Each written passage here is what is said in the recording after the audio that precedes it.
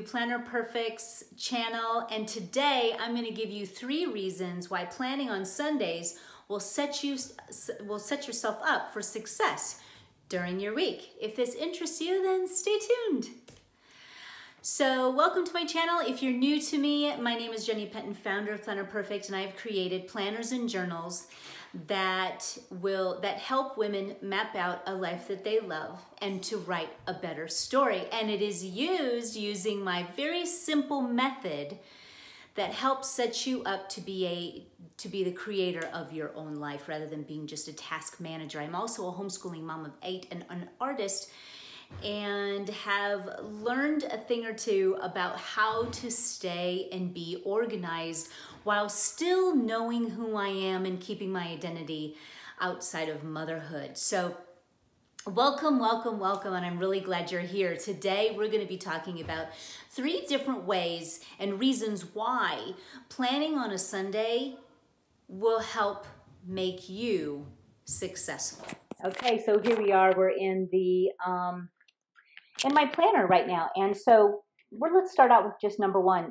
Number one, why planning is very important on a Sunday is that it sets you up for success when you spend time to look over your whole week one day at a time. So get in there in your planner and your calendar, note what's going on for your week, and then get in there and I always call it get your absolutes in, so you know what you're doing.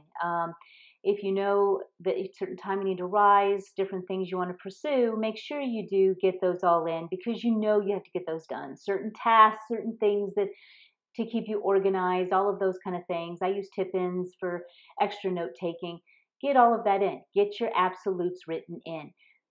Which then leads into number 2, which is really, really wonderful, is that the number 2 reason is because practicing in your on a Sunday and really looking at your whole week as a whole, one day at a time, if you get practice in becoming a visionary for your life, you don't have to only live by tasks and be just a task manager. You can become a visionary.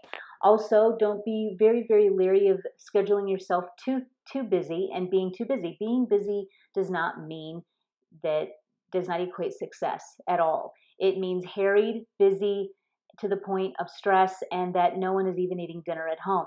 So make sure you pull back and understand that having and being able to enjoy life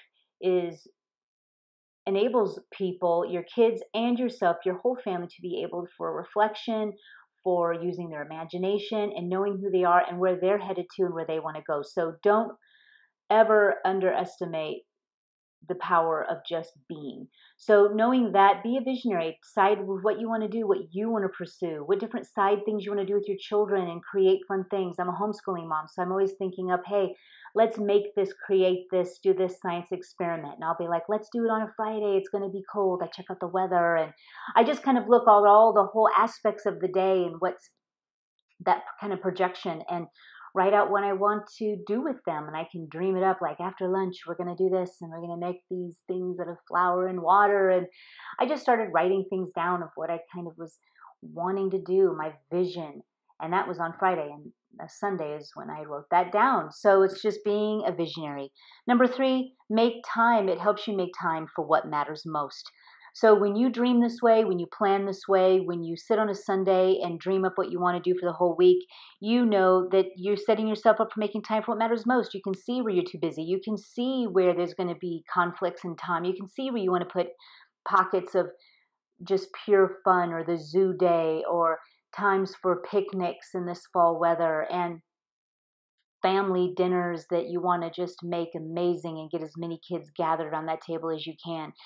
It helps you make time for what matters most. When you're a visionary, when you're a life planner, setting yourself up for success on a Sunday, really, this is where it's at. It really helps you become a visionary. It's learned. You practice that muscle of being able to see more than just when life throws things at you. You're actually taking the reins of your life, and you're planning your life the way you want it, and you're mapping out a life that you love, and you're writing a better story for your life and for your family.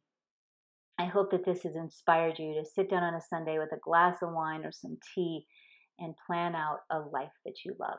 Until next time.